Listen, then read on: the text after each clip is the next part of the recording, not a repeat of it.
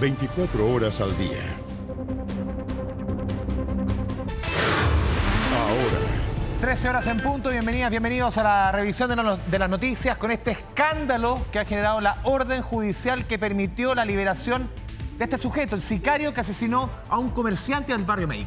A ver, la jueza que emitió dicha orden aseguró que no hubo corrupción en el Poder Judicial. De hecho, aquí en 24 horas tenemos la exclusiva de la declaración de la jueza que dictó finalmente esta prisión preventiva y luego lo que sucedió después. Vamos con Natalie Catalán y los detalles de lo que ha sido una jornada muy noticiosa. Natalie, muy buenas tardes. ¿Cómo están? Muy buenas tardes, claro, y vamos a estar revisando las declaraciones de la jueza que dio en exclusiva 24 horas, pero antes necesitamos explicar este tema de la manera más cronológica posible porque lo dijo el propio ministro de Seguridad, Luis Cordero, bien temprano en la mañana. Este es un hecho grave e inexplicable, así lo definió él cuando se conoció que Osmar Ferrer, un hombre imputado por lo que se investiga como un crimen por encargo, el asesinato del conocido como el rey de Meix, que se produjo el 19 de junio en la comuna de Ñuñoa, fue decretada su prisión preventiva el 9 de julio después de una larga investigación donde ellos, incluso los 3 imputados por este caso, se habían ido fuera de Santiago y volvieron cuando pensaron que nadie los iba a pillar.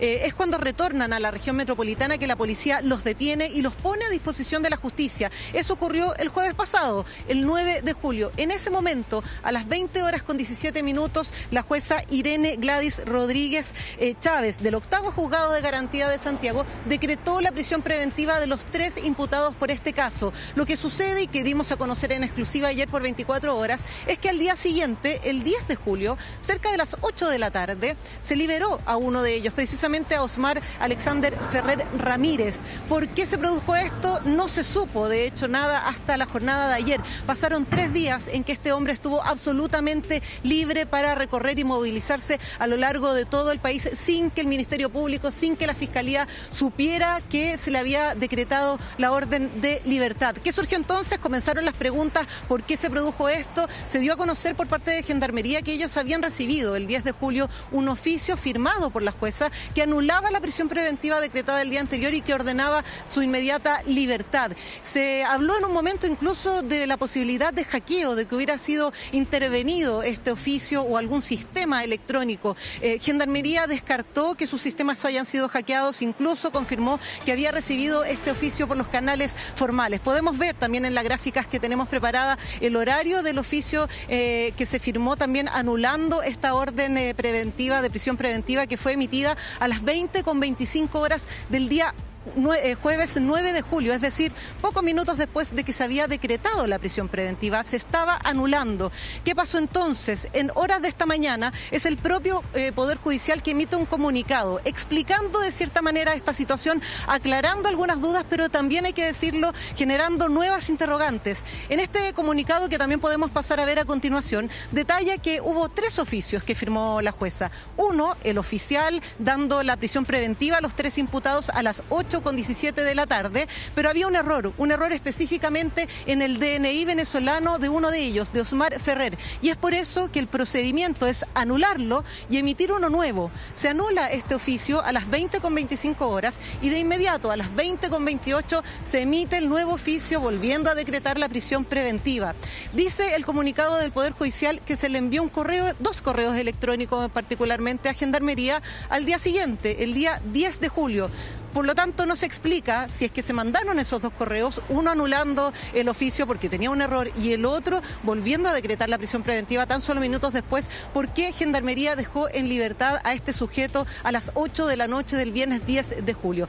Ustedes lo comentaban al inicio de este despacho, 24 horas habló en exclusiva con la jueza Irene Gladys Rodríguez.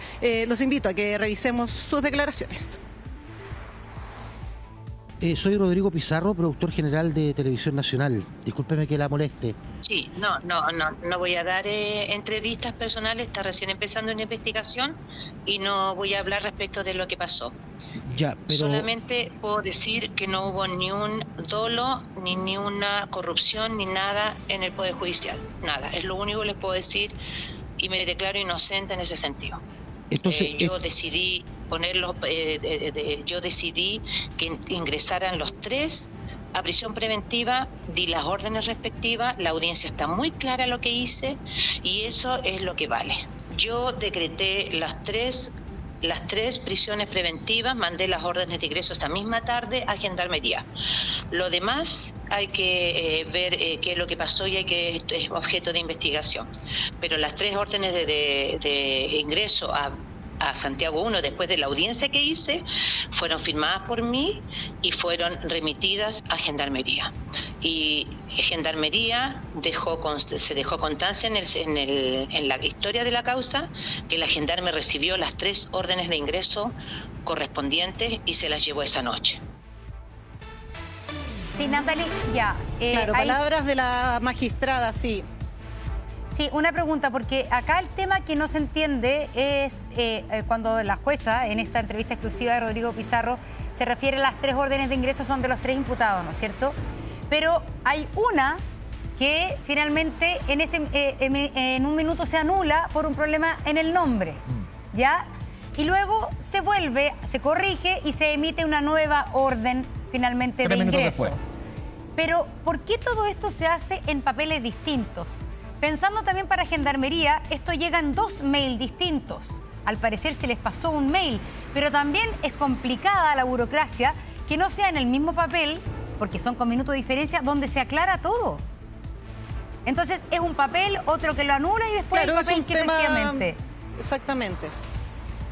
Claro, eso es un tema procedimental más que nada, Montserrat. Se entiende que los oficios van con el tema por separado, cada oficio tiene su número, pero acá si empezamos a revisar el detalle de los horarios en que se emitieron cada oficio, fueron con 3 minutos de diferencia entre el que se anula y el que se emite nuevamente. Más adelante vamos a revisar algunas declaraciones también de la presidenta de la Corte Suprema subrogante, que van a abrir nuevas dudas que nos vamos a plantear también, porque aclara algunos puntos, pero también genera algunas preguntas que tú estás planteando ahora y que vamos a pasar a revisar. ¿Por qué se les manda por correo y por qué se les manda al día siguiente, incluso con algunas horas de diferencia? Vamos a revisar ese detalle, pero antes explicar también qué pasó después de esto. Tú lo decías, la jueza indica que ella envió las 3 órdenes de detención. No explica esto de la anulación, la nueva orden, pero ella es clara en decir que ese mismo día se le informó a Gendarmería que estas 3 personas debían cumplir la prisión preventiva. No queda claro si se le informó los 3 oficios directamente, pero ella dice eso, dice que Gendarmería sabía ese día la orden de que debían cumplir esta prisión preventiva. Se abrió una investigación a cargo de la Fiscalía Metropolitana Occidente. ¿Por qué esa fiscalía? Porque esa es la que tiene a su cargo todo el ámbito penal. Ellos tienen que investigar qué pasó en Gendarmería. ¿Se revisaron o no se revisaron los oficios? ¿Por qué se liberó esta persona si después de que se había anulado la orden de prisión preventiva se mandó otro oficio volviendo a decretarla? Es parte de la investigación. Incluso el fiscal regional metropolitano Occidente, Marcos Pastén, llegó durante esta jornada al Centro de Justicia, donde también se pudo ver a la jueza Irene Rodríguez y llegó a hacer algunas pericias. Tenemos ese ambiente de la llegada del fiscal y los invito a que los pasemos a revisar. De referir el punto de prensa, vamos a hacer alguna diligencia, estamos investigando el hecho que ustedes ya conocen. ¿Qué tipo de diligencia van a realizar ahora? No la voy a revelar. No la voy a revelar. ¿Hablarán con la jueza a cargo? Voy a hacer alguna diligencia, quiero conversar con el... Lo estamos investigando, por chiquillos, por favor. ¿Quién dirige por la investigación fiscal? Lo estamos investigando, permiso. ¿Va a hablar con la jueza? ¿Se junta con la jueza ahora?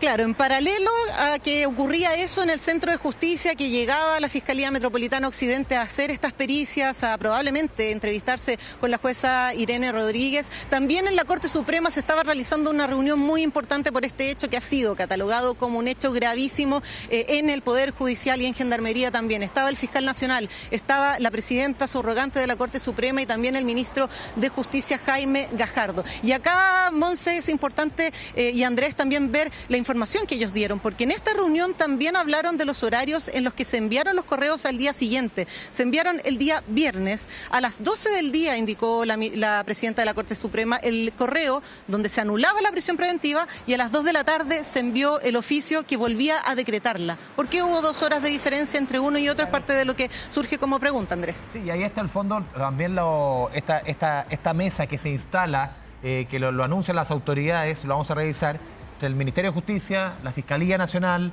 el Poder Judicial, para tomar medidas justamente que eviten esto, porque estamos en un contexto, Nati, lo que ha sucedido las últimas semanas, no estoy comparando hechos ni diciendo no. Lo que ha sucedido con los exfuncionarios de la FACH, con los exfuncionarios del Ejército, con esto, estamos hablando en todos los casos que aquí hay o podría haber involucrado crimen organizado. O sea, aquí la manera que la ciudadanía ve a sus autoridades, al Poder Judicial, a las Fuerzas Armadas, obviamente que es súper importante. Entonces, esas 2 horas que mencionas tú, ¿por qué se genera entre una orden y otra? Que aquí vemos, pasan 11 minutos entre que se decreta, se baja y se decreta nuevamente. 11 minutos.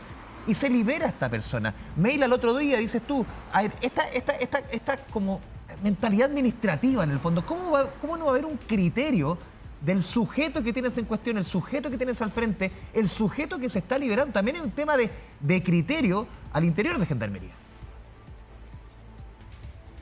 Exactamente, Andrés, porque tú lo decías muy bien. Esta investigación está relacionada con el Tren de Aragua. No olvidemos que esto lo lleva el tema del eventual sicariato contra este hombre conocido como el Rey de Meix. Se investiga como un crimen por encargo ligado al Tren de Aragua, que es una de las organizaciones, lo sabemos, transnacionales que más ha permeado en nuestro país a través de la frontera norte. También lo que hemos visto con lo que pasa con el Ejército, que se está investigando con quién tenían relación en este narcotráfico en el Ejército y en la FACH también. Pero acá en particular se habla de la participación de miembros del Tren de Aragua y es por eso que dejar espacio, que se cometa un error administrativo, que termine en la libertad de un sujeto que está siendo investigado por un sicariato que hizo a cambio de 30 millones, que se fue a pasar la vida de lujo a Osorno con sus otros 2 compañeros de delito y que están siendo imputados por un delito tan grave como el homicidio por encargo y es dejado en libertad, llama profundamente la atención. En esta cumbre que se realizó en la Corte Suprema habló precisamente la presidenta subrogante de la Corte Suprema, Gloria Ana Chevesic, y le preguntamos precisamente estas dudas que quedaban. Se produjeron 3 oficios con pocos minutos de diferencia, pero los correos se enviaron a Gendarmería al día siguiente. Escuchemos el detalle de los horarios porque es muy relevante. ¿A qué hora se envió cada correo con el oficio? Y efectivamente el día 10 de julio a las 12:11 se comunicó la primera resolución, aquella que había corregido lo anterior y dejado en libertad, pero a las 14:13 del mismo día se comunicó por correo electrónico a Gendarmería de Chile la orden que dispuso la prisión preventiva que está plenamente vigente. Bueno, es que ahí hay un tema. Gendarmería también puede decir, obviamente en su defensa, que le llega a las 12:11 un correo electrónico que finalmente anula la prisión preventiva de este venezolano. Y pasan 2 horas cuando le llega el corregido. Entonces, también Gendarmería dice, bueno, a mí me llega una orden, la empiezo a hacer cumplir, en la tarde finalmente le otorgan la libertad. Entonces aquí evidentemente hay un error de la burocracia, del funcionamiento de los propios tribunales, Natalie. Claro, o sea, estamos hablando primero de que nos estamos enterando ahora que esto se informa por correo electrónico. Uno esperaría también saber cuál es el sistema, si hay un sistema interconectado. Nos informan y nos confirman, y lo confirma la propia presidenta subrogante de la Corte Suprema, que esto se avisa y se informa a Gendarmería a través de un correo electrónico. La pregunta más importante, ¿por qué si la orden de detención y de prisión preventiva corregida se emitió solo con 3 minutos de diferencia de la previa que anulaba porque tenía un error? ¿Por qué se mandó con 2 horas de diferencia? ¿Y por qué se dejó en libertad a este sujeto cerca de las 8 de la noche del viernes 10 de julio, si a las 2 de la tarde había llegado el correo oficial dictando nuevamente la prisión preventiva? Es un hecho tremendamente grave. Habló al respecto el ministro de Justicia, Jaime Gajardo, y también el fiscal nacional. Se va a implementar una investigación, una mesa de trabajo en este sentido, y también, como yo les decía, la Fiscalía Metropolitana Occidente está llevando adelante una investigación referente al ámbito penal, a lo que pasó en Gendarmería y por qué se puso en libertad a este sujeto. Escuchamos las declaraciones que se dieron durante esta jornada en la Corte Suprema. Los hechos son gravísimos, son hechos que no pueden ocurrir en nuestro sistema de justicia. Vamos a formar una instancia de trabajo que nos permita enfrentar el desafío que es de comunicación entre los distintos órganos para que se tomen todas las medidas en los casos de crimen organizado. Acá van a haber 3 acciones, una investigación que es propia del Poder Judicial, que es una investigación interna, una investigación penal, que hoy día se encuentra a cargo de un fiscal regional del Ministerio Público, y hemos dispuesto que, considerando la experiencia en este tipo de asuntos y sobre la especialización del equipo que él conduce, sea la Fiscalía Regional Metropolitana Occidente y esa investigación ya está con diligencia en curso. Sí, Nati, quiero ir a un punto que mencionaba recién, creo que es súper relevante. A ver, siguiendo la lógica de los mails, esta lógica media burocrática, a este tipo se le libera, y tú me corriges, se le libera el jueves 10 de julio, en la tarde-noche, ¿no? El viernes 10 de julio, el jueves 9 ¿ya? Se produce la audiencia y el ya. 10 de julio se libera. Ya, entonces pasan estas 2 horas entre el correo de las 12 y las 14 horas, uno que dice A, el otro que dice B, en el fondo. En el correo que dice A, es una contraorden, ¿se dice explícitamente que el tipo debe quedar en libertad? Porque en el fondo, cuando se está corrigiendo algo, digo, ¿sabes qué? El oficio anterior tuvo un error, hay que corregirlo. ¿Tiene que decir abajo que el tipo queda en libertad? Porque si es por un error administrativo, no debiese decir que el tipo queda en libertad. Claro, es lo que hablábamos un poco con la consulta de Monse hace un ratito. En temas procedimentales acá se tiene que anular la orden completa, porque había un error en los datos personales de este hombre, en particular en el DNI que pertenece a su RUT venezolano. Ese dato estaba errado, por lo tanto la orden anterior no era válida, no se podía mantener la prisión preventiva porque no se está individualizando con los datos de la persona. Lo que procede en ese momento es anular por completo la orden anterior e emitir de inmediato una nueva, que es lo que se hizo con 3 minutos de diferencia. La pregunta acá es, por una parte, la jueza, y por eso yo decía que tenemos algunas declaraciones que aclaran este tema y otros que plantean nuevas preguntas. La jueza dice que se informó correctamente la prisión preventiva el día jueves 9 de julio en esa misma tarde a Gendarmería. Por parte del Poder Judicial, incluso de la Corte Suprema, se dice que si bien esto se emitió el 9 de julio, muy pegadito en la hora, después de las 8 de la noche, una orden tras otra, se informó al día siguiente por correo electrónico. A las 12 del día la anulación, a las 2 de la tarde la corregida. ¿Por qué se produce esas horas de diferencia? Y la pregunta más importante, ¿por qué Gendarmería a las 8 de la noche libera a esta persona si había un correo enviado a las 2 de la tarde? No lo recibió, no lo vio, no fueron informados, es parte de las preguntas que quedan planteadas y quedan abiertas todavía por responder. Claro, lo que pasa es que algo dijo también el fiscal Pastén en la mañana para entender un poco esta burocracia que parece incomprensible. Pero efectivamente hay un oficio que anula la prisión preventiva. Es lo único que hace. Y que inmediatamente otro oficio decreta prisión preventiva con el nombre corregido. Claro. Pero lo absurdo del sistema es que ese oficio que anula la prisión preventiva finalmente es el que llega primero por mail a las 12 del mediodía y el que decreta la prisión preventiva corregida llega 2 horas después. Eso es lo que también parece inexplicable y también de alguna manera nos enfrenta como ciudadanía a todo el tema de cómo funciona la burocracia en la justicia, ¿no es cierto? Porque tal como tú preguntabas, al parecer el oficio que anula la prisión preventiva no tiene ninguna asterisco que diga se va a corregir y se manda de inmediato la prisión preventiva. No advierte, ese documento no advierte que esta es una corrección. O que va, a propósito de esto, venir otro papel con la corrección. Y en el fondo, ese mismo documento dice explícitamente si hay un error, que el tipo debiese quedar en libertad. O sea, ahí también es un tema ya la mentalidad administrativa. Es que dice que anula la prisión preventiva. Eso es lo que así lo redacta. ¿Pero significa que el tipo debe quedar en libertad? Claro, ¿se decreta su libertad inmediata? Eso es lo que dice Gendarmería. Gendarmería lo que dice es que si a ellos les llega un documento donde se anula la prisión preventiva, su deber es hacerla efectiva lo más luego posible, porque si no están reteniendo a alguien ilegalmente.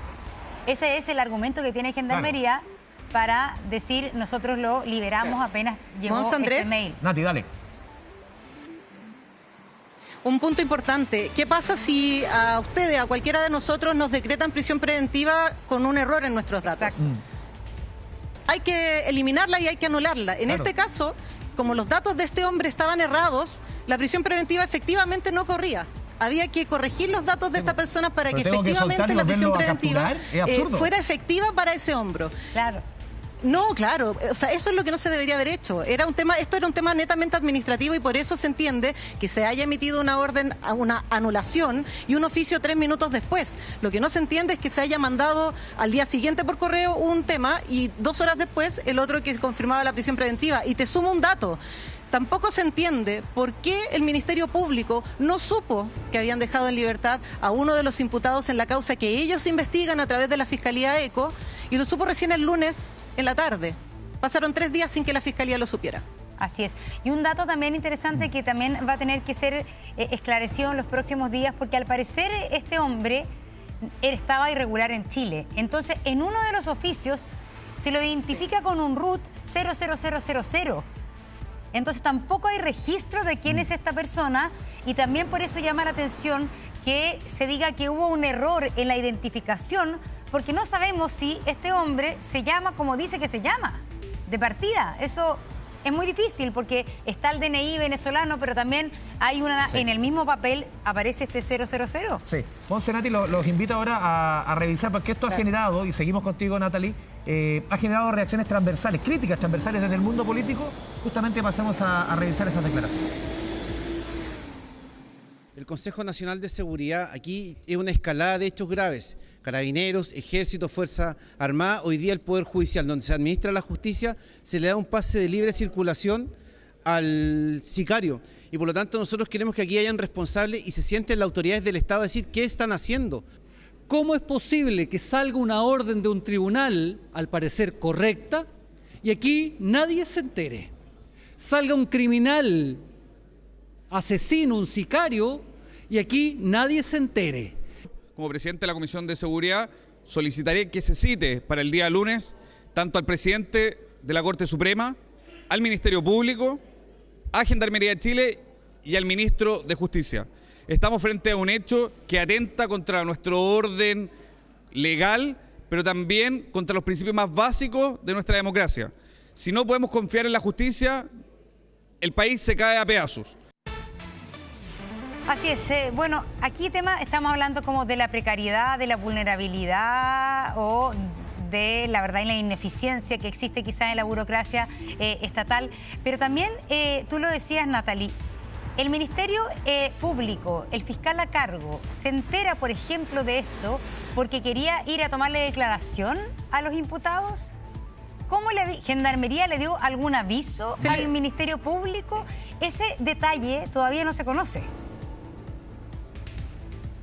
No se conoce y tampoco se quiso revelar. Ese detalle se ha preguntado cada vez que hemos tenido posibilidad de hablar con alguno de los fiscales implicados, incluso implicado en la investigación. Digo, incluso al fiscal Marcos Pastén, que se está haciendo cargo de la investigación en la parte penal y que dio un punto de prensa a la Fiscalía Nacional. Se le consultó y dijo que no iba a decir por qué, pero que él había sido informado a través de uno de los fiscales que trabaja con él durante la tarde de ayer. Lo que uno espera o lo que uno cree es efectivamente que en medio de las diligencias que se realizan se pide tomar declaración a las personas que están en prisión preventiva y que ahí puede saltar la alerta de que esta persona fue liberada o incluso ingresando a la causa que es reservada y que no todos pueden acceder, pero pueden acceder por supuesto los fiscales, los abogados representantes de los detenidos, pueden ingresar y ver los distintos documentos que se han ido subiendo al sistema y puede que ahí también hayan visto al momento de revisar la causa que había un oficio que liberaba a esta persona, pero llama profundamente la atención de que claro, no haya un cruce de información por parte de Gendarmería al conocer de que hay un caso tan importante como este que se está poniendo en libertad a un imputado. Ahora,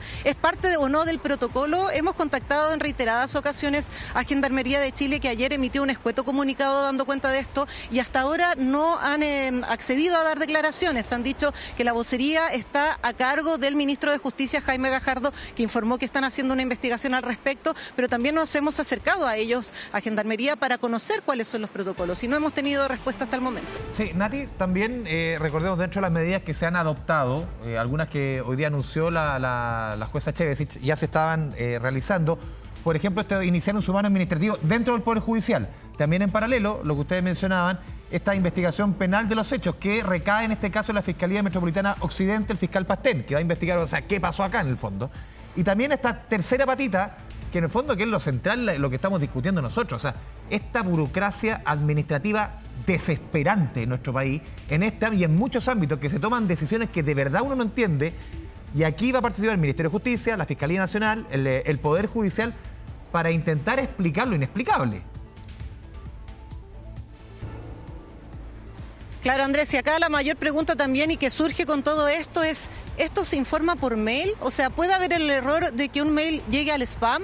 ¿Puede haber el error humano de que una persona no abrió un correo electrónico o no lo leyó o lo abrió y creyó que era lo mismo que ya había leído hace 2 horas atrás? O sea, estamos, claro, y dejamos el espacio abierto al error humano cuando lo hemos visto en otros casos, en los casos de corrupción, cuando las planillas de los gastos se rinden a través de Excel y la persona ingresa los números manualmente, está sujeto a error. Y es por eso que se implementan sistemas informáticos que quitan el factor humano de la ecuación y que hacen que esto sea mucho más legible y dejando fuera la posibilidad de equivocarse. Ahora, con esto nosotros descubrimos, y lo confirma la Corte Suprema, de que se informó por correo, y eso llama profundamente la atención y podría llamar también a una reflexión de qué hacer para evitar que este tipo de situaciones se vuelvan a dar en el futuro, como tú decías, Andrés, en una situación de crimen en el país que tiene implicados también a bandas transnacionales y que nos tiene enfrentado hoy día a una investigación que se está catalogada como homicidio por encargo. Así es.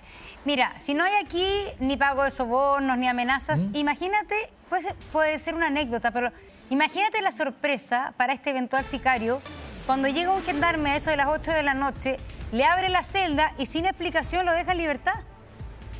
Si eso fue lo que debe haber pasado, absolutamente. Entonces, y él, bueno, obviamente, y hoy lo que se dice es que ya está fuera del país porque tuvo 4 días para, la verdad, que andar libremente por el territorio con ni siquiera una alerta de orden de búsqueda.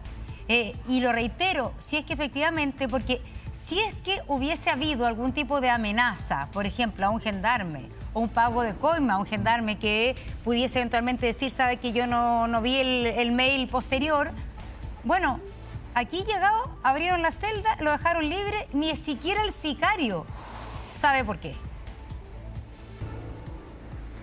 Monse, y además agreguemos otro punto. Acá se anula la medida cautelar porque había un error en el nombre y efectivamente, uno puede entender si la persona está mal individualizada, nada te permite tenerlo en prisión preventiva hasta que eso se corrija. Se anula la medida cautelar. La pregunta es, ¿quedó con alguna medida cautelar, por ejemplo, arraigo nacional? Nada. ¿Podría él haber dejado el país por un paso regulado y nadie lo detuvo? Ni siquiera quedó con firma mensual. No quedó con nada probablemente, porque hasta el momento lo que sabemos es que la medida cautelar que tenía era prisión preventiva y eso se anula en ese oficio. En ese oficio, como ustedes decían, no se decreta una nueva medida cautelar, no se dice que es por un error, simplemente se anula porque estaba mal ejecutada la orden anterior y se emite una nueva donde sí se decretan medidas cautelares. Pero en la que se anula, al parecer, no queda con ninguna medida cautelar. Entonces acá hablamos de una persona que quedó en absoluta libertad durante al menos 3 días completos, sábado, domingo y lunes, hasta que se conoce esto y se hace la información a las policías para que lo busquen. Además, puede ser un peligro para la investigación, porque esa persona no solamente se puede fugar, también puede eliminar evidencia y una serie de otros antecedentes o ponerse en contacto con otras personas que finalmente también pueden ser de manera negativa, influir en la investigación que está llevando adelante la Fiscalía ECO. Obviamente, con esta persona libre hay mucho temor en los familiares del llamado Rey de Meix, porque el Ministerio Público les informó ayer en la noche de esto. A los familiares de la persona asesinada en la comuna de Ñuñoa tuvieron por temas de seguridad que ser informados de que esto había ocurrido. Entonces acá obviamente que se de alguna manera desata una serie de cabos en los cuales hay mucha vulnerabilidad en la investigación, en la situación que están los familiares de la víctima. Es decir, se complica muchísimo más de lo complicada que ya es. Monse, y recordemos las características de este caso, que lo conocimos hace, creo que fue un mes, Nati, que fue en plena comuna de Ñuñoa, a una persona que se le ajusticia prácticamente, se le ejecuta en la vía pública, arrodillado, se le disparan varios balazos, o sea, una situación de verdad que no nos había tocado ver en plena vía pública a una persona arrodillada que se le ejecuta, o sea, tomando en consideración las características del caso, y vuelvo contigo, Nati, que de verdad uno no entiende el descriterio y esta lógica administrativa que tiene a un sicario, a un tipo que ejecutó a un ciudadano, más allá uno puede decir las características que tenga, a un ciudadano lo ejecutó en plena vía pública. Sí, Andrés, mira, acá retomando un poco las fechas, el 19 de junio se produce este homicidio, este asesinato horrible donde 2 personas van saliendo de un edificio en Ñuñoa y son abordados por otros 3 sujetos que los persiguen. De hecho, una de las personas que es perseguida alcanza a escapar y se salva, y la otra persona, que es finalmente la persona asesinada, es ejecutada en plena vía pública de una manera brutal. Pasó cerca de 3 semanas, y acá voy a corregir el día, tú lo habías dicho, era el miércoles 9, cuando se pueden detener a estas 3 personas, y el jueves 10, yo había dicho viernes, el jueves es cuando es liberado. La detención se produce después de que estas 3 personas se van al sur, se van a Osorno. La investigación dice que mantienen contacto con otras personas involucradas. Incluso dicen que ellos 3 se habían conocido en el barrio Bellavista trabajando, y que ahí hicieron esta red delictual donde finalmente son contactados por un tercero que les ofrece dinero para asesinar a esta persona. Se van al sur a burlar la justicia y empiezan a averiguar qué pasa con la investigación, hasta que se dan cuenta que al parecer no los van a detectar, no los van a pillar, y deciden regresar a la región metropolitana. Fue un trabajo policial bastante arduo que permitió capturarlos cuando ellos volvieron. Son puestos a disposición de la justicia el día miércoles 9 de julio. Se les decreta la prisión preventiva a las 8:17, y el día siguiente se libera a uno de ellos. Eso es lo inexplicable, lo decía el ministro de Seguridad Luis Cordero bien temprano. Esta es una situación grave e inexplicable. Por una parte, con el pasar de las horas se fue descartando esta hipótesis de que fuera un caso de corrupción, de que incluso se hubiera hackeado los sistemas del Poder Judicial, pero cuando se va descubriendo que acá hubo 3 oficios dictados con pocos minutos de diferencia, que se informaron por mail al día siguiente, que se mandaron con 2 horas de diferencia, y que a pesar de que el mail que decretaba la prisión preventiva llegó a las 2 de la tarde del día jueves 10 de julio, igual a las 8 de la noche de ese día se libera esta persona y termina pasando 4 días en absoluta libertad sin ningún tipo de restricción, y esto se conoce recién ayer en la noche, llama gravemente la atención. Sí, justamente pasemos a revisar declaraciones, reacciones. Seguimos contigo, Nati, de candidatos presidenciales, de Evelyn Matei, de José Antonio Kast y de la candidata del oficialismo, Janet Jara. Aquí probablemente hay corrupción, y esto significa un nuevo índice o indicador de corrupción en nuestras instituciones. Esto se suma a lo que hemos visto en Carabineros, en el Ejército, en la Fuerza Aérea, se suma a lo que hemos visto también con fiscales que han sido removidos, y esto amerita llamar al COSENA. Esto ya pasa a ser un tema de seguridad nacional.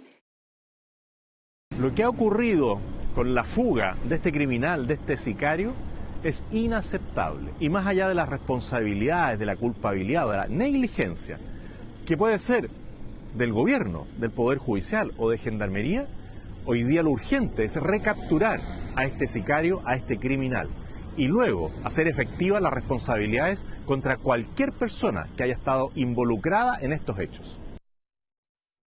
Este es un hecho de máxima gravedad y muy escandaloso, que en primer lugar pone en riesgo la confianza ciudadana en las instituciones del sistema judicial, y que por otro lado además deja en libertad a una persona que es un peligro para la sociedad.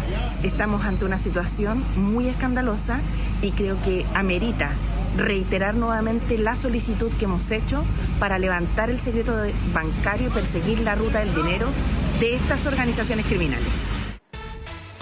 Igual yo creo que uno se hace la pregunta de que esto deja al descubierto quizás que así funciona de precariamente la comunicación entre tribunales y Gendarmería.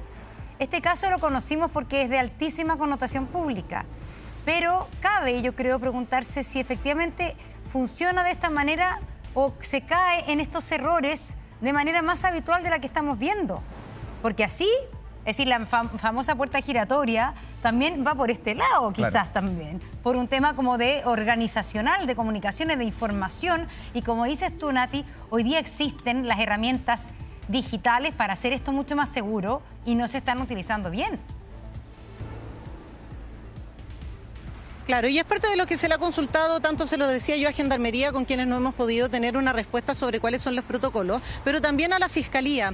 Ellos obviamente han señalado cuando se les consulta al respecto que no van a detallar la manera en que se informa, en que ellos también se enteraron de este caso, de esta liberación de este hombre, por precisamente la seguridad en el sistema. Pero también a medida de las horas se ha ido conociendo que fueron a través de correo electrónico, y da cuenta de que acá innegablemente se produjo un error. Hay un error, hay que ver dónde, en toda la cadena de hechos que se produjeron estuvo el error. Alguien no vio el correo, se debería haber enviado el correo el mismo día, no con las 2 horas de diferencia entre que se anulaba una orden y se emitía la otra. Es un tema que todavía tiene que analizarse y que las distintas investigaciones, tanto la penal como la sumaria y la administrativa que se llevan adelante, van a tener que dar cuenta de qué pasó y cómo hacer para evitar que se vuelva a repetir una situación como esta. Y tú dices una cosa, aquí Gendarmería algo tiene que decir.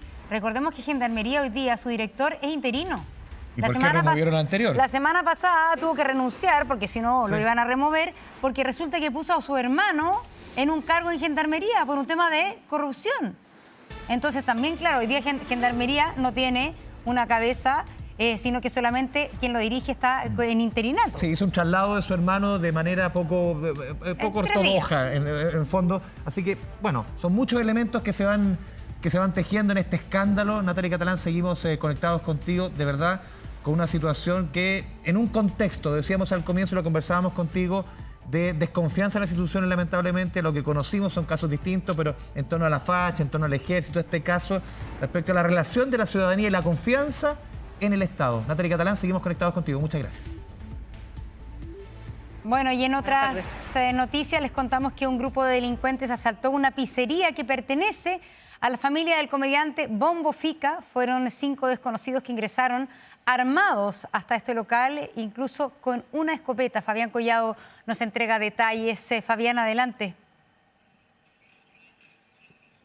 Exactamente, muy buenas tardes, Monse Andrés. Estamos hablando de una pizzería la cual atiende durante toda la madrugada, durante los fines de semana. Tiene alta demanda de consumo. Por lo mismo es que cerca de las 2:30 de este domingo se encontraba tanto la propietaria como trabajadores realizando su labor enfocada a los delivery que van para poder extraer los productos que son solicitados a través de aplicación. De un minuto a otro, en medio de ese trabajo, llegó un grupo de delincuentes, más de 5, prácticamente era un turbazo lo que se estaba provocando ahí en la cuarta transversal de la comuna de San Miguel, cuando estos antisociales se bajaron del vehículo y pese a que la puerta estaba cerrada, pero era fácil para poder abrir, con una escopeta, con el mango de la escopeta, rompieron uno de los vidrios y así pudieron acceder, mientras que tanto la propietaria como los trabajadores se fueron hacia el sector de la cocina con el fin de poder resguardarse, con el fin de no ser atacados o golpeados por estos delincuentes, los cuales obviamente sorprendieron a las afectadas, a las cuales ahí les decían que se llevaran todo, que no les hicieran daño simplemente. A punta de muchos improperios les exigían tanto las especies de valor, dónde estaba el dinero. Ese era el objetivo principal de esta banda de delincuentes. Ustedes están observando las cámaras de seguridad, cómo estos antisociales prácticamente desvalijan esta pizzería, donde se llevan hasta el balón de gas. Querían llevarse absolutamente todo, estos antisociales, los cuales además especies computacionales, todo lo que es fundamental para poder realizar el trabajo día a día y sobre todo en el turno nocturno de los fines de semana, que tiene muy alta demanda. Ahí es cuando logran llevarse todas estas especies que les estábamos describiendo, dejando diversos daños en el local comercial para luego arrancar en dirección desconocida. Víctimas que se lanzaron al suelo, víctimas que obviamente estaban muy asustadas porque ¿qué era lo que iba a pasar en definitiva luego de todo esto? ¿Cómo iban a poder funcionar? Pese a que ellos no opusieron resistencia en todo minuto, los delincuentes no les importó nada, en vista considerando que es un local más bien pequeño, es un local más bien familiar, es un local de emprendedores y que la propietaria es familiar, es prima hermana del reconocido comediante Bombo Fica. Por lo mismo es que realizaron la denuncia ante Carabineros, donde se desplegaron todos los peritajes investigativos en torno a estas imágenes de cámaras de seguridad. Quiero que primero pasemos a revisar las declaraciones en voz de la víctima, la propietaria de la pizzería afectada, a continuación. Habíamos puras mujeres adentro, habíamos 3 mujeres y lamentablemente no llevamos dónde correr y corrimos hacia la cocina, nos resguardamos y nos dejamos a lo que Dios quisiera, porque la verdad es que nos entregamos a todo, que se llevaran para que no nos hicieran daño, que se llevaran lo que fuera.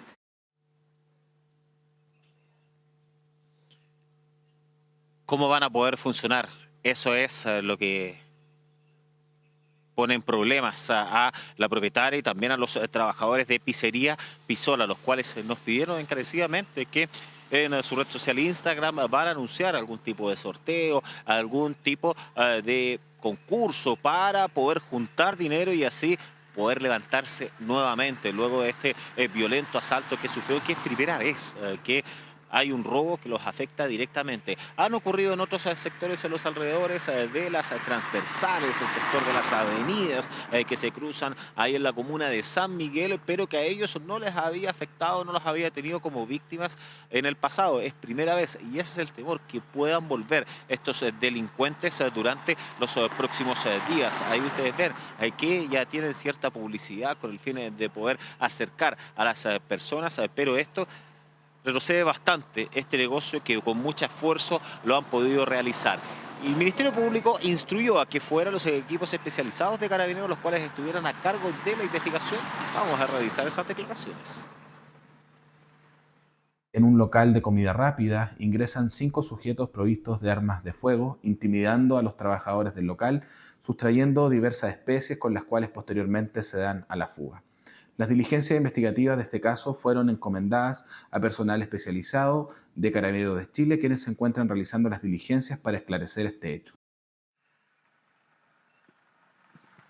Hasta el minuto, los delincuentes están prófugos. De todas maneras, a través de las cámaras de seguridad que se han difundido a través de nuestras pantallas y también las que mantiene ya Carabineros y el Ministerio Público, se busca dar con el paradero de los delincuentes y sobre todo nos piden encarecidamente que estén atentas las personas con el fin de poder ayudarlos de alguna manera en estos sorteos o concursos que van a realizar a través de sus redes sociales. En Instagram, Pizzería Pisola con 2Z, en este caso su propietaria, la prima hermana del reconocido comediante Bombo Fica, que se vio afectada por este violento asalto de delincuentes. Pese a ser un local más bien familiar, pequeño, no les importó nada y afortunadamente dentro de todo no las golpearon, pero ellas no pusieron resistencia en todo minuto en medio de este asalto que los deja muy mal parados, desafortunadamente, como local familiar.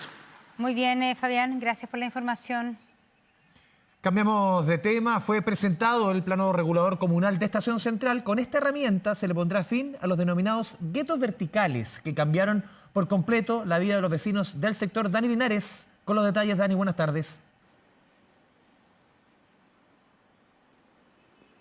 Sí, es un día histórico para Estación Central, para la región metropolitana, porque por primera vez este municipio va a contar con una herramienta que es vital para la planificación urbana. Hablamos del plan regulador que busca hacer frente a una realidad que vivían los vecinos de esta zona de la región metropolitana. El estigma sobre es los guetos verticales, estas grandes construcciones en altura con densidad poblacional bastante amplia. De hecho, solamente un ejemplo, en la esquina de Las Rejas con Ecuador viven 20.000 personas albergadas en 2 torres de departamento, en calle Toromazote, otras 16.000 personas. Es una densidad muy grande para los servicios que existen en el alrededor, las veredas, el alcantarillado, los equipamientos para poder estacionar vehículos, por ejemplo, una serie de realidades que para los vecinos de Estación Central venía generando un problema muy complejo, no solamente para el diario vivir, sino que también cargar con ese estigma, ¿no? De poder hablar de esta zona como una construcción de guetos verticales. Conversamos con algunos vecinos sobre este importante avance que es contar con esta herramienta de un plan regulador y a la vuelta les contamos detalles de qué va a significar aquello y cuál va a ser la modificación para los nuevos proyectos que vengan a construirse a esta comuna. Tenemos muchos habitantes donde se construyó algo tan excesivo que no podemos ahora abarcar con todas las cosas. Entonces, para mí, de verdad, es un honor que se haya logrado esto del plan regulador de los edificios. Lo más importante es la participación que tuvimos como vecinos y vecinas y dirigentes. Eso es lo óptimo que se logró y que todos fueron parte de este plan regulador, con sus aportes de sus ideas, con todo lo que significa este plan. Que le va a dar un impulso a la calidad de vida de todos nosotros y obviamente a la visión que tienen las demás personas y las comunas sobre Estación Central. Y el cambio será radical porque en Alameda, en el eje Alameda, tenemos edificios de altura de 25, incluso hasta 38 pisos. Luego, con este plan regulador de aquí en adelante, ya una vez entrado en vigencia, se podrá construir torres con una máxima altura de 12 pisos. Luego ya en zonas más pequeñas de la comuna, de barrios más pequeños, la altura va disminuyendo, incluso con torres de máximo 4 pisos en algunas zonas. Esto pone también en valor algunas villas como la Villa Portales dentro de Estación Central y otros sectores patrimoniales que serán resguardados para que ahí no se puedan construir grandes torres. Ahora los estándares van a ser mucho mayores. Por ejemplo, los edificios que se construyen en Estación Central deberán contar con capacidad para estacionamientos por cada departamento que se construya. Anteriormente era solamente el 30% de todos los departamentos que tenía cada una de las torres, así también la construcción de áreas verdes y otras exigencias que son parte de este plan regulador. Un hito histórico para la comuna. Vamos a revisar declaraciones de sus autoridades. Lo que busca finalmente es que estos mega edificios, esta forma de construir nuestra comuna, no vuelva a pasar nunca más. Hoy día, a través de este decreto, se establece un nuevo plan regulador que establece normas claras para quien quiere invertir, pero que también invita a quienes hacen estas inversiones a que pongan en el centro el ser humano. En el nuevo plan regulador, la altura máxima permitida equivale más o menos a un tercio, si no un cuarto, de lo que tienen estas torres. Nadie está planteando hoy día en Santiago una ciudad de un piso, pero entre un piso y 45 hay una gran diferencia. Estación Central buscó un equilibrio, una densidad equilibrada entre el espacio público, los servicios, el equipamiento y por supuesto también el lugar para vivir.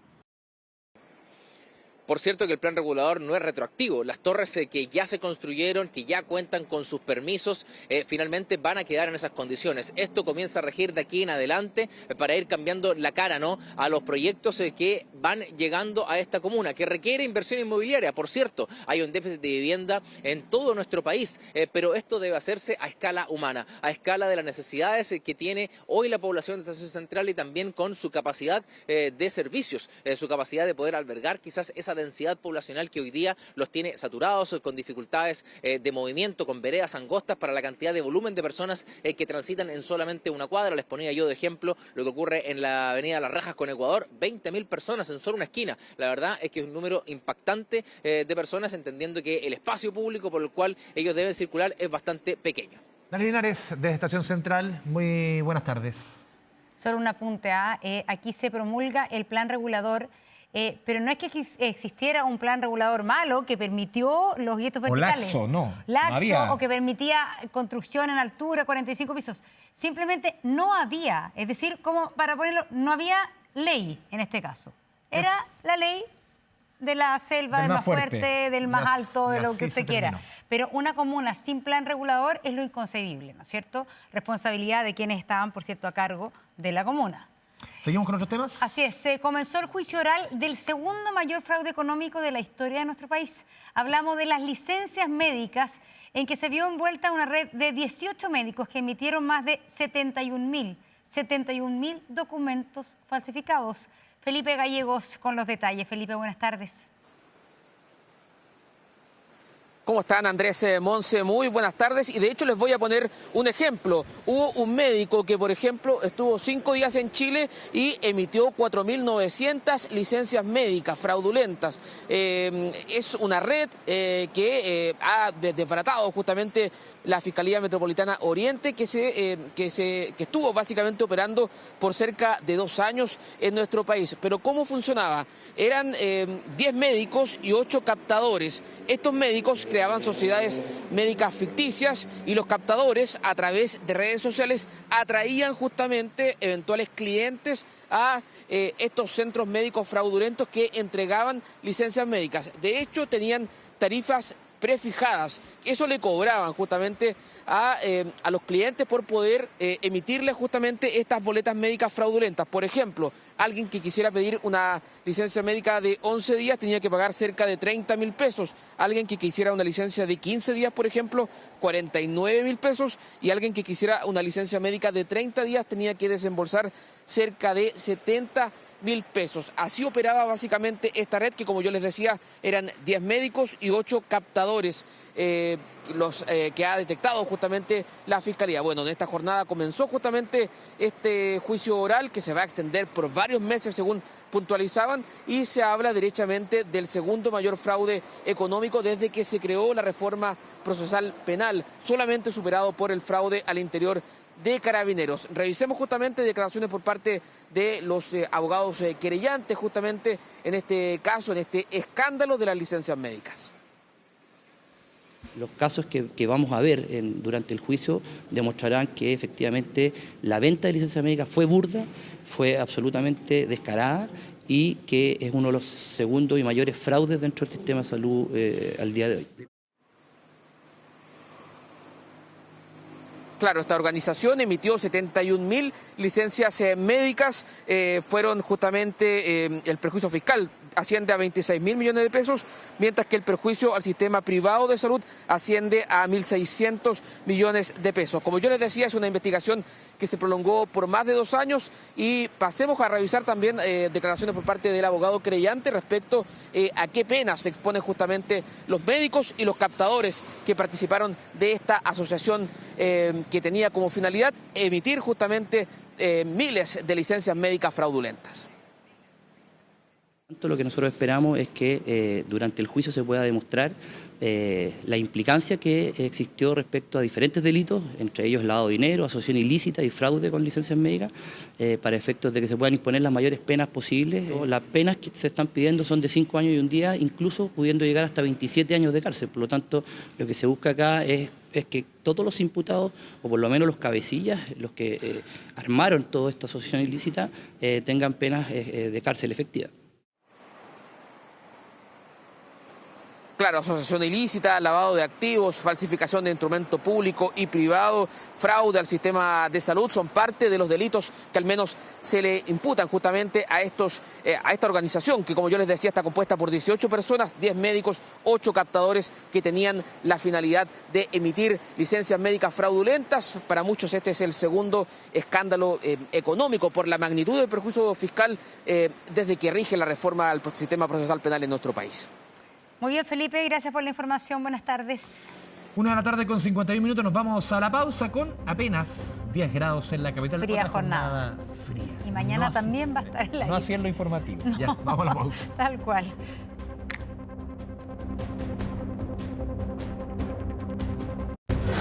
Ya volvemos con 24 horas al día. Volvemos con las noticias. En prisión preventiva quedó un hombre quien le lanzó, lo vemos en la imagen, una bomba Molotov al auto de su expareja, esto en San Felipe, región de Valparaíso. El imputado no respetó la orden de alejamiento y cometió este ataque. Esteban Vázquez, con los detalles a esta hora. Esteban, buenas tardes. Sí, Andrés, muy buenas tardes. Bien lo grafican las imágenes como este grave episodio de violencia intrafamiliar se registró la mañana de este día lunes en la comuna de San Felipe, Villa Portones del Inca, donde un hombre de 42 años se acercó hasta el domicilio particular de su expareja, donde, premunido de un elemento incendiario, en este caso una bomba Molotov, realiza el lanzamiento tal como se puede ver en las imágenes, impactando a un vehículo que se encontraba ahí y tratando obviamente de herir a la víctima. Rápidamente Carabineros realizó el seguimiento a través de distintas diligencias encargadas a la CIP de acá de San Felipe, donde se hizo un empadronamiento a testigos, levantamiento de imágenes como la que ustedes están observando también en pantalla, y con ello se logró la detención rápidamente de este hombre de 42 años, quien, como bien lo decías, tenía una prohibición de acercamiento a la víctima por parte de tribunales. Esto también fue parte de lo que se le formalizó el día de hoy. Fueron 3 delitos en particular: el daños simples, desacato en contexto de violencia intrafamiliar y también el porte de elementos incendiarios. Por ello, tribunales el día de hoy decretaron finalmente la medida cautelar de prisión preventiva. La defensa objetó también esta solicitud por parte del Ministerio Público, aludiendo a situaciones médicas. Sin embargo, debido a la gravedad de este hecho también acá en San Felipe y ser considerado un peligro tanto para la sociedad como también para la propia víctima, es que se determinó en definitiva que esta persona quedara tras las rejas de manera preventiva en esta medida cautelar por un plazo de investigación de 70 días. Nosotros pudimos conversar con vecinos y también con carabineros, quienes lograron raudamente su captura, y ellos nos manifestaron, también los residentes del sector, la preocupación de tener este tipo de elementos en las calles y que también pudo haber ocasionado un daño mucho mayor. Yo los invito a escuchar estas palabras de los vecinos de acá de San Felipe, quienes ya lamentablemente en otras oportunidades también han tenido historias similares acá en la comuna. Los invito a escuchar estas palabras. Como un acto ya un acto vandálico, ya es algo más, sí, pues más delicado, ya pasamos a otro nivel de delincuencia ya.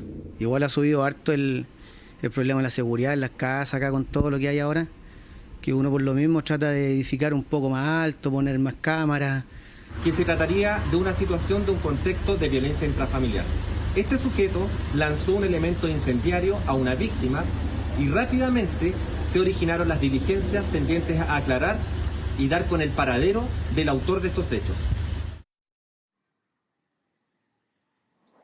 Este hombre de 42 años de edad, luego de haber lanzado este elemento incendiario, como se logra graficar con uno de sus brazos, e impactar a un vehículo, posteriormente se da a la huida en el móvil de su padre. Esto posteriormente inclusive llega a colisionar, a chocar a otro vehículo que se encontraba estacionado en el lugar. Todo esto fue muy temprano de madrugada, a eso de las 6 a.m. aproximadamente de este día lunes. Tras ello inclusive le da otro relato a su padre, quien en definitiva también termina colaborando con carabineros para poder dar con su captura, revisar también lo que era el inmueble de este hombre, quien en definitiva ya ha sido formalizado, queda en prisión preventiva debido a la gravedad de los delitos, pese a la condición médica que también solicitaba la defensa. Sin embargo, ahora van a ser 70 días de investigación para poder ya ir culminando este caso que conmociona sin lugar a dudas a la comunidad de San Felipe, acá en la región de Valparaíso. Monse Andrés. Esteban Vázquez, desde la localidad de San Felipe, muchas gracias por el completo informe. Buenas tardes.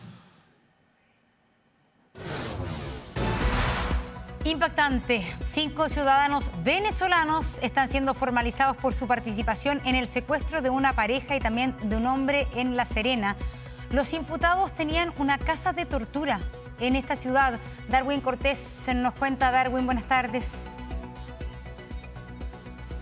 ¿Qué tal, Montserrat? Andrés, muy buenas tardes. Así es, otro secuestro más en nuestro país y que conmociona profundamente acá en la región de Coquimbo. Esta es una banda de 5 sujetos, todos de nacionalidad venezolana, quienes tenían 2 casas de torturas. La primera en el sector de La Varilla, que es un campamento, una toma, el sector periférico de las compañías en la ciudad de La Serena. Son 4 laderas de cerro, es una gran población que vive en esa toma. La segunda casa está en el centro de la ciudad de La Serena. Toda esta historia comienza el sábado de la noche, cuando una pareja y un amigo, o sea, 3 personas también de nacionalidad venezolana, van a este campamento, van hasta este lugar donde son abordados por esta banda de criminales. Es ahí donde comienza esta historia. Ingresaron a esta primera casa de tortura, son amenazados con armas de fuego y también por una motosierra. Les cobran 40 millones de pesos si no van a ser destrozados y asesinados. Es parte de la amenaza. Estaban precisamente en eso, en las labores de tortura de esta organización criminal, cuando una de las personas, la mujer, se escapa de la primera casa de torturas, corre por este campamento, logra dar aviso a carabineros y ahí comienza un trabajo por parte de la Fiscalía y también de la Policía de Investigaciones en flagrancia para poder llegar hasta esta casa de tortura. Ahí se detienen a 3 sujetos, se logra salvar a una víctima y la otra víctima ya estaba en la segunda casa de torturas. Son 5 las personas detenidas por este caso. El día de ayer fue el control de detención, 3 de ellos, y ahora se está realizando la formalización acá en el Centro de Justicia de la ciudad de La Serena. Tenemos antecedentes, más detalles de este caso de secuestro, lo revisamos de inmediato. La mujer huye del lugar, ya, y quedaron estas 2 personas siendo sometidas a torturas, a agresiones, utilizando también los secuestradores una motosierra, en la cual le manifestaran que lo iban a cortar si ellos no pagaban la suma de 40 millones de pesos. Habían 2 viviendas en las cuales se encontraban los sujetos. Una donde fueron inicialmente retenidos y una segunda donde una de las víctimas, la que permaneció más tiempo retenida, se encontró. Lo que estamos investigando es que si este es un secuestro único o se encuentran otros hechos relacionados. Hay una serie de interrogantes, Andrés Montserrat, con este caso, lo decía también ahí el fiscal Freddy Salinas, no se sabe si hay más casos, no todos los secuestros aparecen en televisión o son abordados por la prensa, excepto este donde la persona escapa y da aviso a las autoridades. Otro punto importante que también tiene que ver no solamente con la fiscalía, sino que con un tema de Estado, que tiene que ver que estos tipos dan nombres falsos, RUT falsos y a veces los DNI no sabemos si son originales o no. No hay diplomacia con Venezuela, por lo tanto tampoco sabemos los antecedentes que tenían estos tipos en su país. En este momento va a comenzar la formalización en los próximos minutos, así que vamos a estar muy atentos con lo que ocurra con este caso de secuestro acá en la región de Coquimbo. Así es, tal como dices tú, Darwin, no hay nada mejor para finalmente el aumento del delito que no contar con identificación. O sea, ni siquiera hay cómo corroborar quiénes son porque no tenemos relaciones diplomáticas con Venezuela. Gracias, Darwin. Internacional. 2 de la tarde con 7 minutos, es momento de revisar la información del mundo junto a la periodista Sofía Norman. Toti, buenas tardes. Porque fíjense ustedes que entre los escombros y llevada directo al veterinario para ser atendida, pero fue encontrada Canela, la perrita de la familia a la que le explotó su casa en Temuco. Mira, ahí está Canela. Matías Gallegos nos entrega detalles. Matías.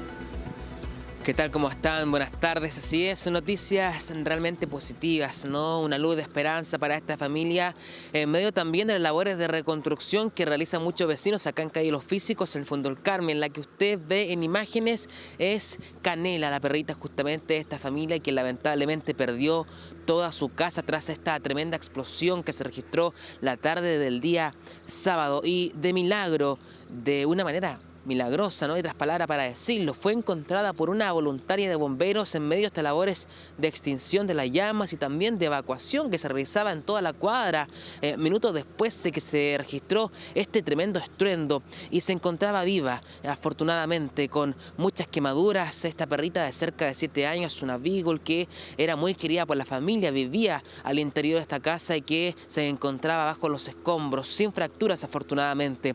Fue el equipo municipal de Temuco quien la encontró también, la recibió después de esta bombera para llevarla a un centro asistencial, y como son las cosas de la vida, justamente la dermatóloga que atendía a esta perrita la reconoció y le va a brindar un tratamiento gratuito a esta perrita que afortunadamente se comienza a recuperar en la veterinaria Sevilla acá en Temuco. Escuchemos las palabras justamente del médico veterinario quien está realizando este tratamiento de la perrita que se recupera. Canela afortunadamente de una manera positiva y se espera que estos próximos 2 días vuelva con su familia. Escuchemos. Esperábamos lo peor, obvio. Pero está bien, afortunadamente. Una bombera creo que la encontró dentro de entre los escombros, está cubierta, se escondió claramente. Gracias a Dios el tratamiento instaurado ha dado muy buenos efectos, digamos, por lo tanto ahí está ella comiendo normal, sale a caminar normal, o sea, quiere arrancarse. Para la envergadura del accidente era impresionante que estuviese tan bien. Es un milagro, definitivamente un milagro, y gracias a Dios ella sobrevivió con pequeñas secuelas y con pequeños daños superficiales. Sí, palabras de emoción sin duda del hermano de la tutora entonces de Canela, que perdió lamentablemente su casa y que, bueno, dice que es una luz de esperanza verla con vida y que da los cimientos entonces para comenzar a levantarse.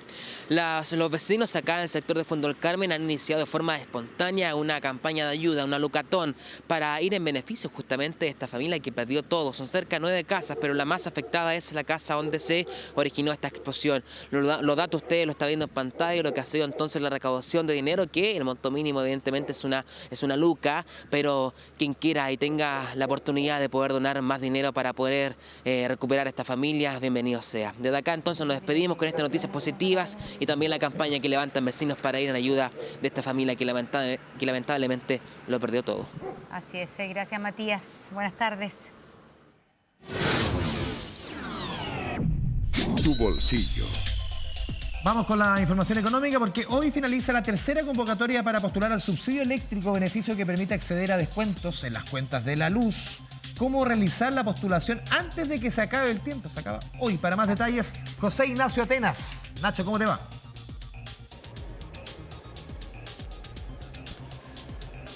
Así es, muy buenas tardes. Últimas horas ya para postular a este subsidio eléctrico, considerando siempre que, bueno, hemos sufrido una nueva alza en las cuentas de la luz, en promedio en torno a un 7%, y eso ha impactado bastante al bolsillo de los chilenos. Por lo tanto, sí existe esta posibilidad que ya la conocíamos desde hace algunos meses atrás, y hoy es el último día para postular a este subsidio, donde las postulaciones cierran a eso de las 18 horas. Son distintas las fórmulas para poder postular a través de la página web subsidioeléctrico.cl, o también donde nos encontramos a esta hora en Chile Atiende de manera presencial, donde hemos visto y conversado también con varias personas que han venido a hacer el trámite, principalmente personas adultas que están buscando la forma de poder financiar en cierta manera estas cuentas de la luz que ha impactado bastante el bolsillo de los chilenos. También se puede llamar a un número a través del 101 y recordar que los requisitos son, por ejemplo, estar dentro del 40% del registro social de hogares y también tener al día el pago de la cuenta eléctrica hasta el 30 de julio del año 2025, siempre con un número de cliente asociado para que sea ahí bastante importante. Hay que tener ojo porque los descuentos van a depender de la cantidad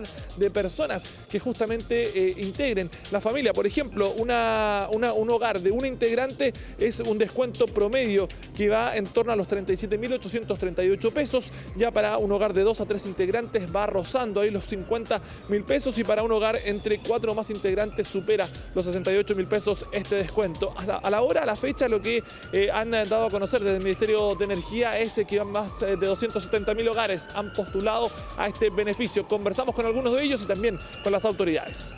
Y el bono se recibe como un descuento en la cuenta. Entonces, este monto del que nosotros estamos hablando va a aparecer como un descuento en la cuenta claramente identificado. Tiene una glosa específica en la parte donde dice otros descuentos, aparece la glosa del subsidio. Sí, me ayudó bastante, pero ahora me subió el doble. Sí, igual una ayuda ahí, más o menos, de repente, claro, porque usted sabe que las pensiones de las personas adultas mayores son bajas. Entonces. Una buena alternativa entonces para ayudar a amortiguar lo que es los gastos en las cuentas de la luz que han subido bastante en el último tiempo. Pero no es la única opción que hoy hay en cuanto a beneficios estatales. Está la ventanilla única social, en la cual se puede ingresar a través también de internet, donde se puede verificar cuáles son todos los beneficios que hoy existen en cuanto a bonos, subsidios, etcétera, en distintas áreas, en distintas materias que pueden acceder justamente los ciudadanos chilenos, y que el llamado que están haciendo también ahí las autoridades es a revisarlo. Por ejemplo, lo que ocurre con el mundo del trabajo. Hemos estado bastante preocupados, siguiendo muy de cerca lo que ocurre justamente con este empleo que ha tenido cifras negativas, y está, por ejemplo, el bono a la mujer trabajadora y también el subsidio al empleo joven, considerando que también se está discutiendo en el Congreso el subsidio único al empleo, que lo que tiene y lo que busca es ayudar a que haya más contrataciones y se recupere también este mercado laboral. Conversamos con algunas autoridades que nos dieron a conocer parte de los beneficios estatales que hoy están vigentes y que las personas pueden acceder.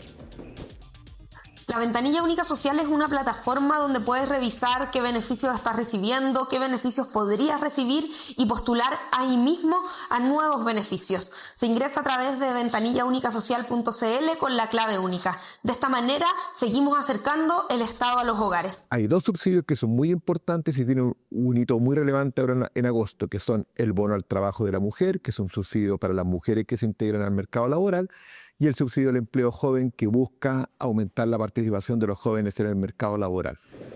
Ayudas estatales entonces que pueden llegar a darle una mano a más de una persona, a más de un hogar. Y por cierto, recordar que hasta las 18 horas de esta jornada se puede postular a este subsidio eléctrico. José Ignacio Atenas, muchas gracias por el reporte, por los datos. Buenas tardes. Bueno, y en esta fría jornada nos vamos a una pausa comercial, pero dándole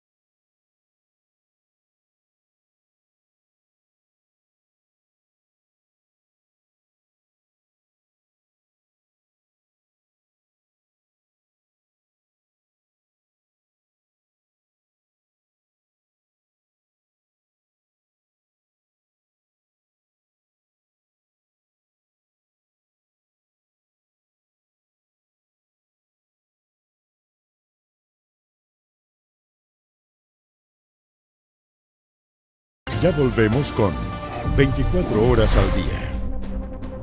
Bueno, les contamos que una banda criminal dedicada a los secuestros fue desbaratada en Concepción. Su líder había sido abatido por carabineros en el mes de marzo. Felipe Jara nos entrega detalles. Felipe, buenas tardes.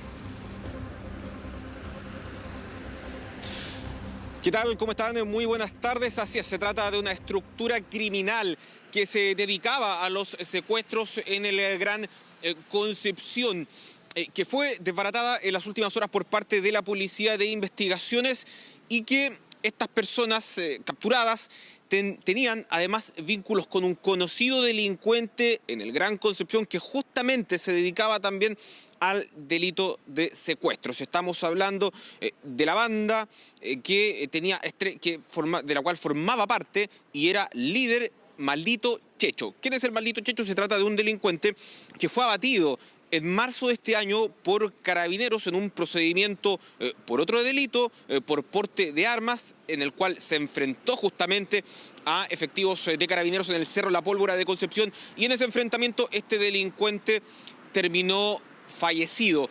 Él, el Maldito Checho, era investigado a la vez desde diciembre del año 2024 por un delito de secuestro que ejecutaron entre el 27 de diciembre y el 29 del mismo mes en contra de una persona a quien robaron alrededor de 460.000 pesos a través de transferencias, y que mantuvieron cautiva durante estos 2 días.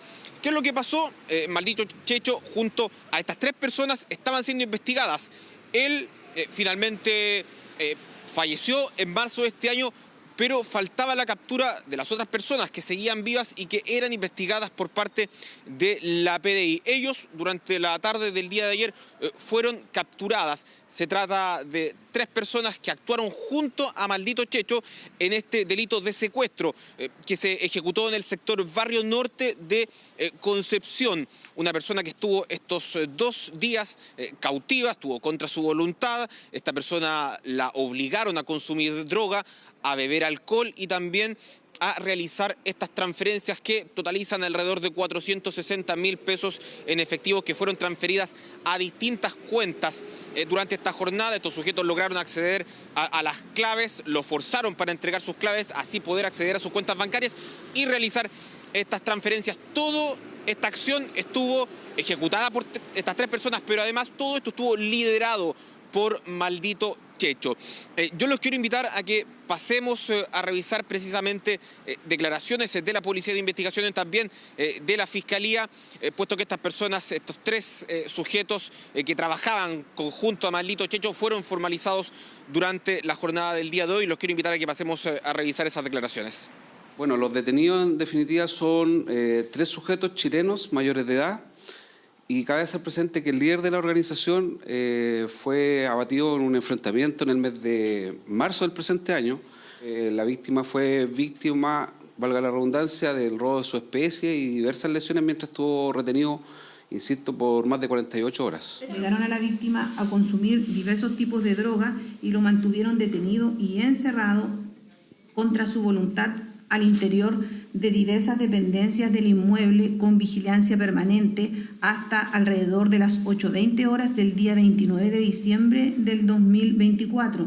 Sí, hay que señalar que la persona que fue víctima de este secuestro por parte de Maldito Checho y sus colaboradores logró escapar, logró salir con vida, mientras la Policía de Investigaciones logró desarticular lo que era esta asociación criminal liderada por Maldito Checho y que justamente tenía un modus operandi y que se dedicaba justamente a ejecutar secuestros en el Gran Concepción. Impresionante. Ay, Felipe, gracias por la información. Buenas tardes. 24 horas Deportes. Vamos con nuestro magazine deportivo. Así es. Don Sergio Pinto, ¿cómo le va? ¿Qué tal? ¿Cómo están? Bien, pues. Esperemos que sea magazine. Que no sea solo fútbol. Yo me retiro. Solo quiero decirles. Parece que no mucho, Monse. Parece que no mucho. Bien arriba. Pero vamos variados. Vamos variados. De fútbol a fútbol. Sí. Partamos con la U. Partamos con la U, que este jueves tiene un partido muy importante, Copa Sudamericana. Estos son los playoffs para meterse a los octavos de final. Todavía tiene mucho camino la U. El rival es Guaraní. Pero la noticia llegó hoy en el CDA porque habló ese señor que ustedes ven ahí, Gustavo Álvarez. el técnico de la U. ¿Y por qué se emplazó a Azul Azul? Mandó un mensaje directo a la dirigencia de Azul Azul. Directo. Le preguntaron, Eduardo Vargas, ¿qué pasó con Eduardo Vargas?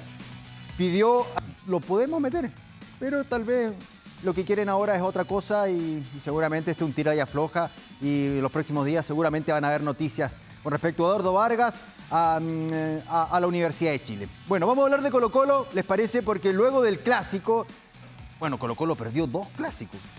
Recordarán ustedes, ante Católica, que Andrés todavía se anda riendo solo, y ante la Universidad de Chile. Y había perdido con Audax. Y había perdido con Audax. Bueno, hay algunos jugadores que no sumaron minutos en esos partidos. Por ejemplo, el Guaso Isla, que dicen que se bajó, que no quiso jugar. Bueno, él dice, no, yo estaba lesionado. Y hoy Colo-Colo subió justamente un comunicado con las bajas que tiene el Cacique o que tuvo el Cacique para ese partido. Han habido amenazas por parte de algunos barristas. Bueno, Benja Bonhom nos tiene más detalles qué está pasando en el Monumental. Benja.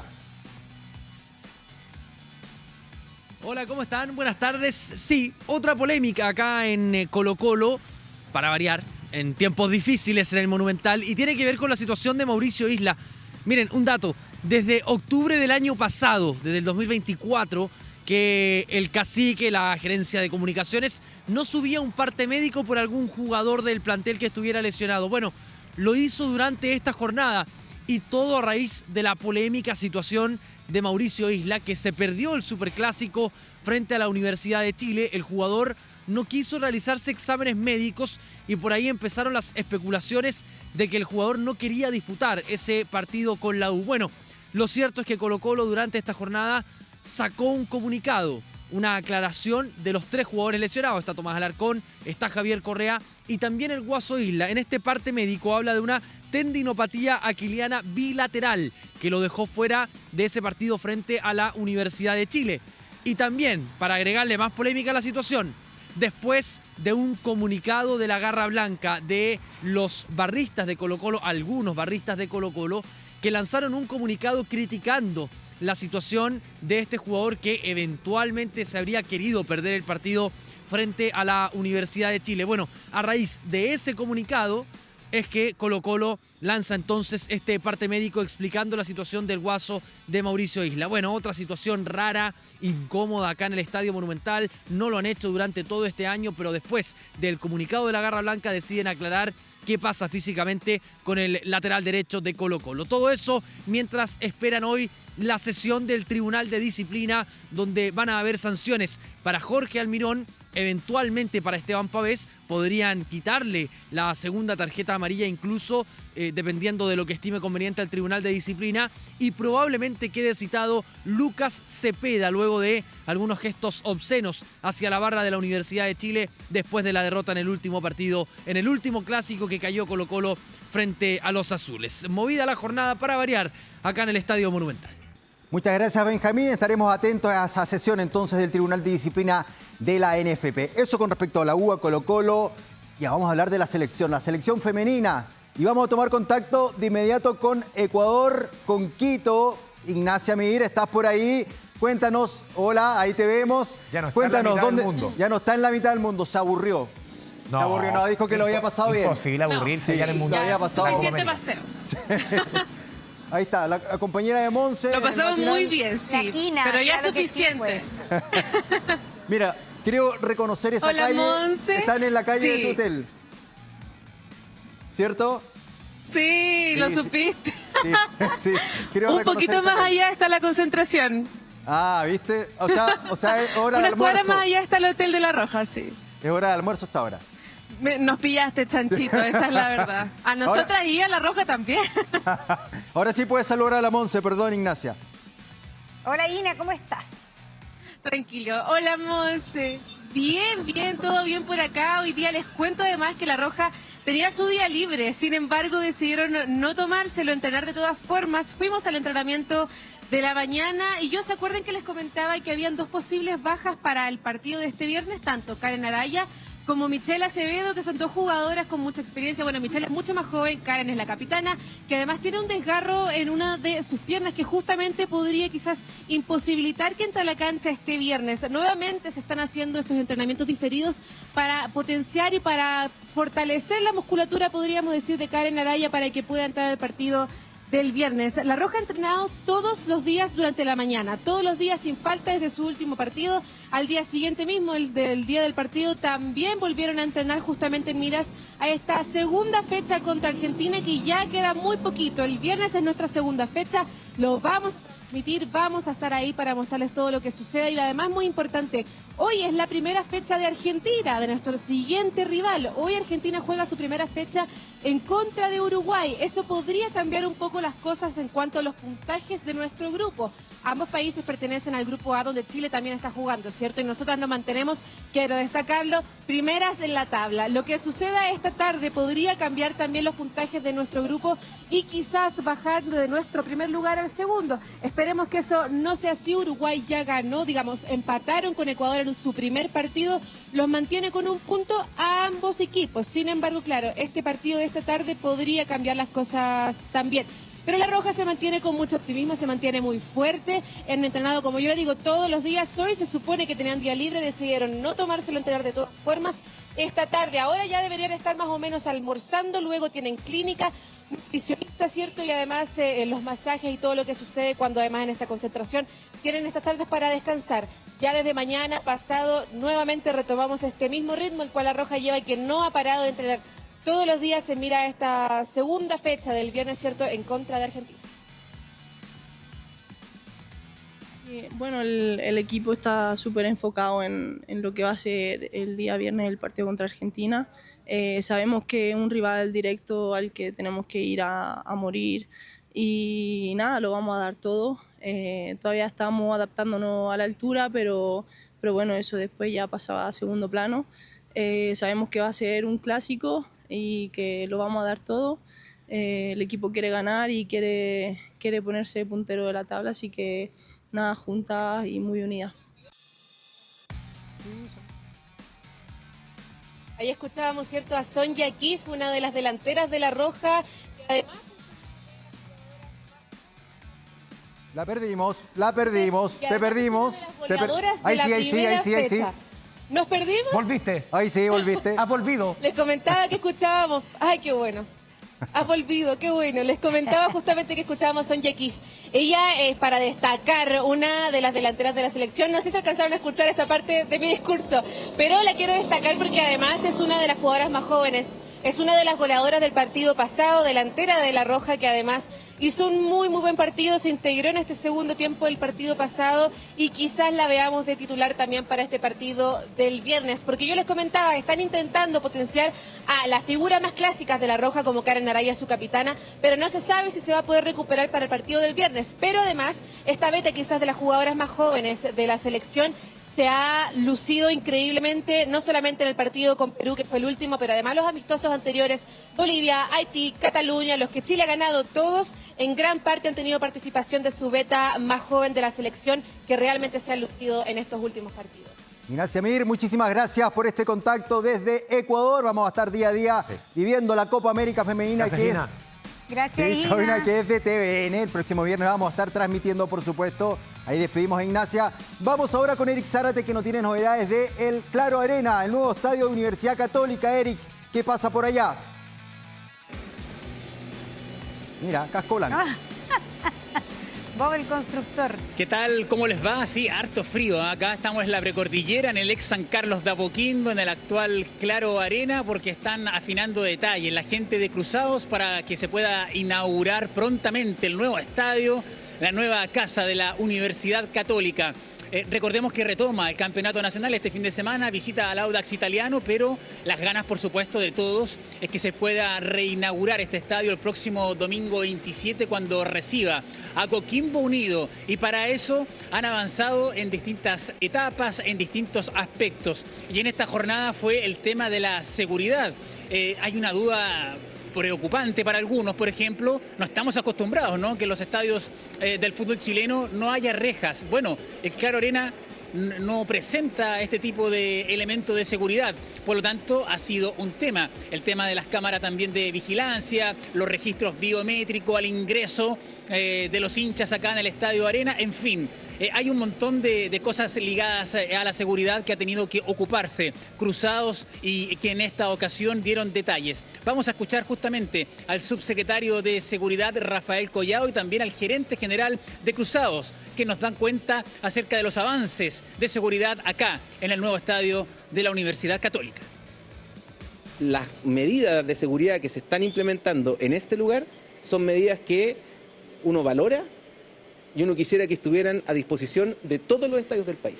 En ese sentido, el sistema de autentificación biométrica para el acceso de las personas es un sistema que permite, en vez de tener rejas digitales. Estamos muy confiados en que, de acuerdo a los tiempos que tenemos por delante, podamos ir obteniendo las últimas aprobaciones que se requieren de manera formal para poder reiniciar la operación del recinto. Los esfuerzos que ha hecho Cruzados de un tiempo a esta parte están absolutamente en línea con lo que acaba de marcar el subsecretario. Inhibir ciertas conductas indeseables por parte de algunas personas en los estadios que afecten el desarrollo normal de los partidos de fútbol, que nosotros lo entendemos siempre como una actividad de entretenimiento y de tono absolutamente familiar.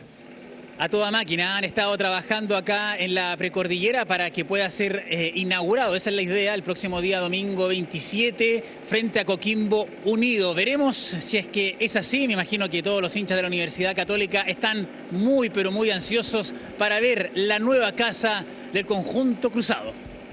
Bueno, Eric Zárate, ahí estaban todos los detalles. Andrés Vial acá, al borde de la lágrima. Oye, neurótico este tema, de verdad. Ya, déjame. Oye, por último, rápidamente, porque nos queda un par de segundos, quiero mostrar esto. ¿Qué pasó acá? Camilo Veloso y Anastasia Veloso los conocimos, por supuesto, en los Panamericanos. Ganaron medallas, se las robaron el lunes en la noche. En su academia, en Las Condes, le entraron a robar, entre otras tantas cosas, artefactos, pero lo que más les duele a ellos son las medallas de todas sus carreras. Así que, por favor, si las ven ahí en los sitios de compra online, sí, por favor, avisen. Y avísenlo a ellos a través de sus redes sociales. Qué infelices. Sí, te pasaron. Un aviso que le queríamos dar. Para cerrar no se puede comprar es eso. Sí. Ya, don Sergio Pinto. Nos vemos. Muchas gracias por su sintonía, que les vaya bien.